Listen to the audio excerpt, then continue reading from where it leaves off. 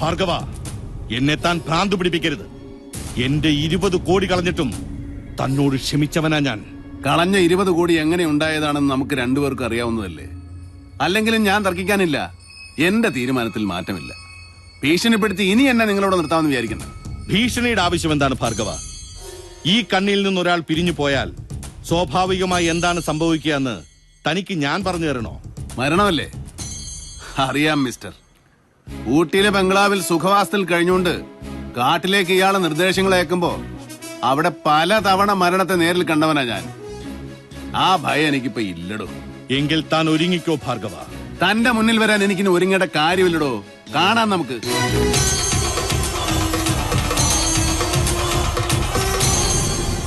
എന്നെ ജീവനോടെ ഇരിക്കാൻ സമ്മതിക്കില്ല എന്ന് രാമനാഥൻ തീർത്തു പറഞ്ഞു. അപ്പോ ഒന്നുകിൽ അയാൾ അല്ലെങ്കിൽ ഞാൻ. അത് ഇനി നടക്കും. അങ്ങനെ തീരുമാനിച്ചെങ്കിൽ ഇനി വൈകേണ്ട കാര്യമില്ല. അധികൃതരോടെല്ലാം തുറന്നു പറയണം. രാമനാഥന്റെ മുഖം മൂടി വലിച്ചു കീറണം.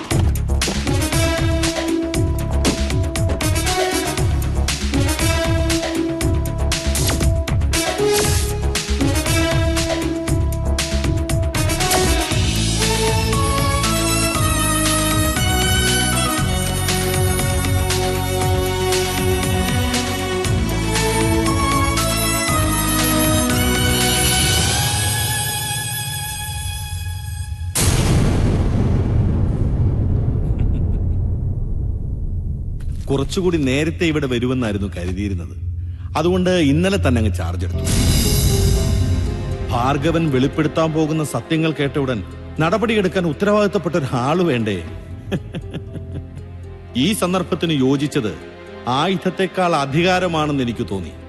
പറഞ്ഞോളൂ, പറയാനുള്ളതെല്ലാം പറഞ്ഞോളൂ. ആ, മനഃശാസ്ത്രജ്ഞന്റെ അമ്മയും സഹോദരിയും ഒക്കെ വീട്ടിൽ തന്നെ ഉണ്ടല്ലോ അല്ലേ? 3 പേരെ ഞാൻ വന്ന് കണ്ടോളാം. എടോ ഭാർഗവ, ഡിപ്പാർട്ട്മെന്റിലും സമൂഹത്തിലും വർഷങ്ങളായി ഞാൻ ഉണ്ടാക്കിയെടുത്ത ക്ലീൻ ഇമേജ് ഉണ്ടല്ലോ, അറിയപ്പെടുന്ന ഒരു കുറ്റവാളിയായ ഭാർഗവന് അത് തകർക്കാനാകില്ല. പോലീസിലോ കോടതിയിലോ എവിടെ വേണമെങ്കിലും താൻ പോയി പറഞ്ഞു എനിക്ക് കഞ്ചാവ് തോട്ടങ്ങളുണ്ടെന്നും ജോസഫ് മാത്യുവിനെ കൊന്നത് ഞാനാണെന്നും. പക്ഷേ തെളിവുണ്ടോ കയ്യിൽ? പോലീസും കോടതിയും തെളിവ് ചോദിക്കും. വ്യക്തികൾക്ക് അവകാശമില്ലാത്ത ഏതോ കാടിന്റെ താഴ്വരകളിലെ കഞ്ചാവ് തോട്ടങ്ങൾ എന്റേതാണെന്ന് പറഞ്ഞ ആര് വിശ്വസിക്കും? എങ്ങനെ വിശ്വസിപ്പിക്കും? ബുദ്ധിയില്ലടോ തനിക്ക്. അതുകൊണ്ടെടുത്ത തീരുമാനമായതൊക്കെ. ബുദ്ധിയില്ലാത്ത പൊട്ടന്മാർക്കൊരു കുഴപ്പമുണ്ട്. അവര് മുൻപിൻ നോക്കാൻ അറിയാത്തവരാ. അവൻ അടിക്കുന്ന അടിയിൽ ബുദ്ധിമാൻ അവന്റെ ബുദ്ധി സൂക്ഷിച്ചിരിക്കുന്ന തലച്ചോറ് ചിന്നി ചിതറും. അടിക്കാൻ കൈ പൊങ്ങിയാലല്ലേ ഭാർഗവ? എപ്പോഴെങ്ങനെയാണ് അടി വീഴുകയെന്ന് ഊഹിക്കാൻ പോലും തനിക്ക് കഴിയില്ല. ആഹാ, അത് കാത്തിരുന്ന് കാണേണ്ട കാര്യമാണ്. കാത്തിരിക്കാൻ സമയം കിട്ടിയെന്ന് വരില്ല.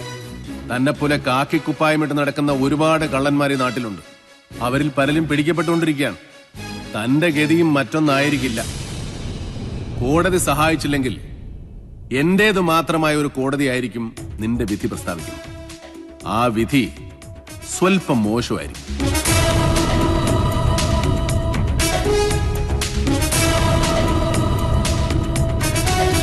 എന്റെ ലക്ഷ്യം എനിക്കിപ്പോൾ കൂടുതൽ വ്യക്തമായി. ഇതുവരെയുള്ള പ്രവൃത്തികൾക്ക് പ്രായശ്ചിത്തമാകണമെങ്കിൽ, അവന് പൊള്ളണമെങ്കിൽ രണ്ടിനും വഴിയൊന്നേ ഉള്ളൂ. തോട്ടങ്ങൾ കത്തി ചാമ്പലാവണം. അതുകൊണ്ട് ഞാൻ പുറപ്പെടുകയാണ് ഡോക്ടർ. അത് തന്നെയാണ് വേണ്ടത്. രാമനാഥൻ ഒരു മൃഗമാണ്. ഡോക്ടർ കരുതിയിരിക്കണം. പ്രത്യേകിച്ച് ഞാൻ തിരിച്ചു വരുന്നവരെയെങ്കിൽ. എനിക്കറിയാം. എനിക്കെന്തായാലും വിനോദിനെ എത്രയും പെട്ടെന്ന് കണ്ടേ തീരൂ. നമ്മൾ തമ്മിലുള്ള കാര്യങ്ങൾ, രാമനാഥനെ കുറിച്ച് എല്ലാം ഞാൻ അയാളോട് പറഞ്ഞു നോക്കാം. വിശ്വസിക്കുന്നെങ്കിൽ വിശ്വസിക്കട്ടെ.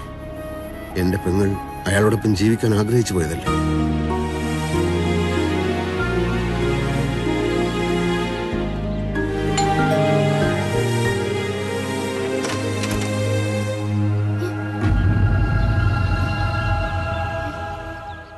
ഭയപ്പെടണ്ട, പ്രേതമൊന്നുമല്ല, ഒളിവിലായിരുന്നു. വിനോദ് സ്ഥലത്തുണ്ടോ? കുളിക്കാണ്. ഡോക്ടർ ഇരിക്കൂ. ഇരിപ്പുറക്കാത്ത അവസ്ഥയാ. എന്നാൽ ഇരിക്കാതെ നിവൃത്തിയുമില്ല. എവിടെയായിരുന്നു ഇത്രയും നാൾ? പീരങ്കിക്കകത്തായിരുന്നു, ഉണ്ടയായിട്ട്. എന്ത് അനുഭവിച്ചു. ജീവിതത്തിന്റെ മറുകര കണ്ടു. ഇനി ഒരിക്കലും ഒരാളോടും ഐ ലവ് യു എന്ന് ഞാൻ പറയില്ല. പ്രണയത്തിനും ചാവല്യങ്ങൾക്കും അപ്പുറത്ത് ജീവിതത്തിൽ പലതുമുണ്ടെന്ന് ഞാൻ അറിഞ്ഞു. ഫ്രോയിഡും യൂങ്ങും കണ്ടുപിടിച്ചത് മനുഷ്യ മനസ്സിലെ ചില ദ്വീപുകൾ മാത്രമാണ്. ഞാൻ കണ്ടെത്തിയത് വൻ കരകളാണ്, വൻ കരകൾ. സൈക്കോ അനാലിസ്റ്റ് ഒരു ബലിയാടാണ്. മറ്റുള്ളവരുടെ പ്രശ്നങ്ങൾ ഏറ്റുവാങ്ങി സ്വയം കഴുത്തറക്കപ്പെടുന്ന ബലിയാട്. എവിടെയായിരുന്നു ഡോക്ടർ? എന്താണ് സംഭവിച്ചത്? ആരെ ഭയന്നിട്ടാണ് ഡോക്ടർ ഒളിച്ചോടിയത്? എല്ലാം വിശദമായി പറയേണ്ടതുണ്ട്. അതിനു വേണ്ടിയിട്ടാണ് ഓഫീസിലേക്ക് പോയത്. പക്ഷേ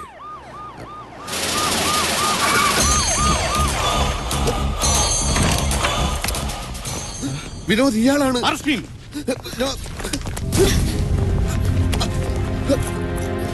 ഭാർഗവൻ ഇവിടെ ഉണ്ടാവുമെന്ന് ഞാൻ പ്രതീക്ഷിച്ചത്. ഡോക്ടറെ കസ്റ്റഡിയിലെടുത്ത് ചോദ്യം ചെയ്താൽ ഭാർഗവന്റെ സകല ഇടപാടുകളെ പറ്റി തത്ത പറയുന്ന പോലെ പറയും. He's with Bhargavan, a strong ally. I have the evidence. എന്താണെങ്കിൽ വിനോദിനോട് പറഞ്ഞത്? പറഞ്ഞു തുടങ്ങുമ്പോഴേക്കാ സാർ വന്നത്. ഓക്കെ, വിനോദ് ഓഫീസിലേക്ക് വരും. വിശദമായി സംസാരിക്കാനുണ്ട്. ഭാർഗവനെ പൂട്ടാനുള്ള അവസരം നമുക്ക് കിട്ടിക്കഴിഞ്ഞു.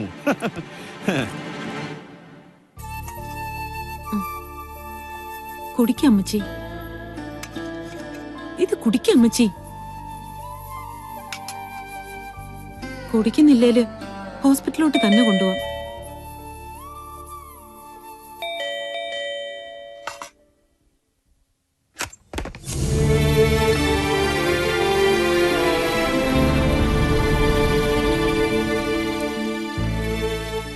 തെറ്റുകൾ ചെയ്തില്ല എന്ന് ഞാൻ പറയുന്നില്ല.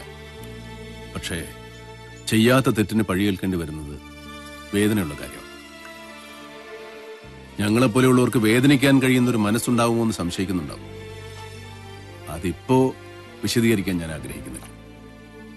കുട്ടിയുടെ അപ്പച്ചൻ അഴിമതിക്കാരനല്ലാത്തതുകൊണ്ട് ഞങ്ങൾ തമ്മിൽ ഉരസേണ്ടി വന്നിട്ടുണ്ട്. പക്ഷേ ഞാൻ അദ്ദേഹത്തെ തട്ടിക്കൊണ്ടുപോയിട്ടില്ല, എവിടെ ഒളിപ്പിച്ചിട്ടില്ല. പോലീസിനെ കൊണ്ട് പിടിപ്പിക്കാതിരിക്കാൻ വേണ്ടി പറയല്ല. എന്ത് സംഭവിച്ചു എന്നറിയാതെയുള്ള ഈ കാത്തിരിപ്പിന് ഒരു അവസാനം വേണമെന്ന് തോന്നിയോണ്ട് പറയാം. ഇനി കാത്തിരുന്നിട്ട് കാര്യം. നാഥനില്ലാതെ വളർന്നവനാണ് ഞാൻ. എന്ത് ചെയ്യാം? കുട്ടിക്കും ഇനി അതേ വിധി തന്നെ. കുട്ടിയുടെ അപ്പച്ചൻ ഇനി ഒരിക്കലും മടങ്ങി വരും.